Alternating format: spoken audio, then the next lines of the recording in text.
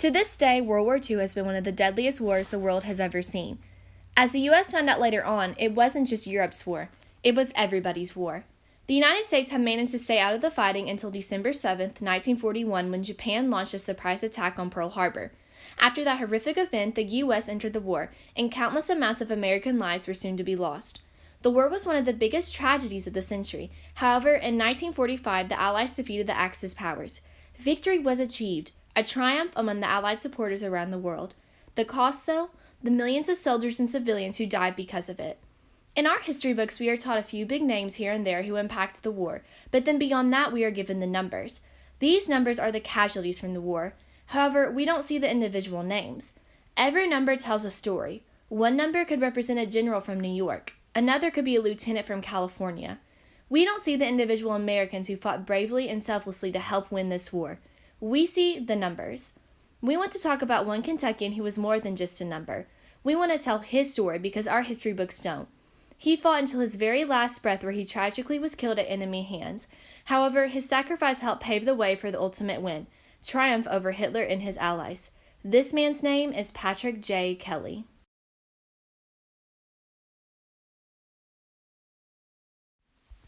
Pat is from Corbin, Kentucky, born on May 18, 1921. He was a student athlete who was adored by his friends and family in a small town.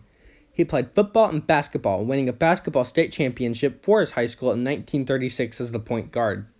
After graduating in 1940, he began working at his family's local restaurant as the manager. He then enlisted in the U.S. Army Air Force in Lexington, Kentucky, on March 13, 1942. He started training in San Diego, California in July of 1942, and then on to the School of Aeronautics in Tucson, Arizona in August, and then finally to Pecos, Texas for his final stages of training.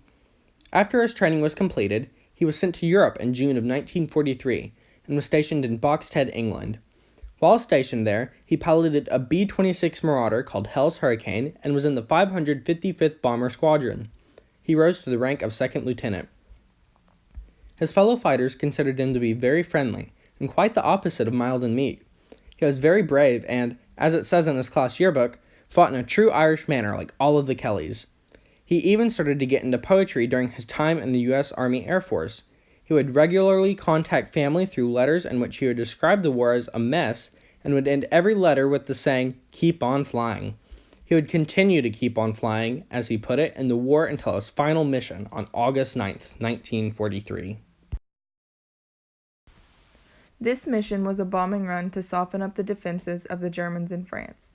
The airdrome they were to bomb was in Saint-Omer, France, which was the closest airfield to English soil. The mission was a success, but Pat's plane was shot down. Lieutenant Laframboise said the plane was hit by flak and dropped out of formation over England with its engine smoking, but then later regained its position and continued on. However, over France the plane dropped rapidly. The plane then turned right as though it had lost power and then disappeared from eyesight. A mission was sent out to try and recover the plane and crew, but only the body of Staff Sergeant Alan J. Croswell was recovered. Everyone on Pat's plane was considered killed in action by the U.S. His death was a tragedy for his town, but in the end, his sacrifice contributed to the ultimate win, the ultimate triumph. Today, he's memorialized in Westminster and St. Paul's Cathedral in London, England, and at Pine Hill Cemetery in Corbin, Kentucky. He was inducted in Corbin's Red Hound Varsity Hall of Fame in 2003.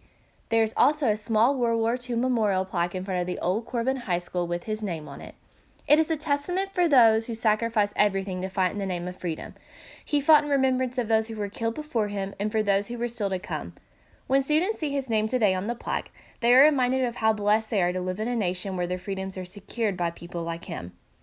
In one of Pat's old flight school books, there is a page dedicated to one question: the end. For their training, it was the end. However, after that, it was just the beginning. They would join the fight overseas and die with honor and dignity. As it said in the book, we will all fly with a purpose. You all know that purpose. We will fly like American eagles. As this documentary ends, Pat Kelly's legacy doesn't. He will always fly like an American eagle. He will always keep on flying.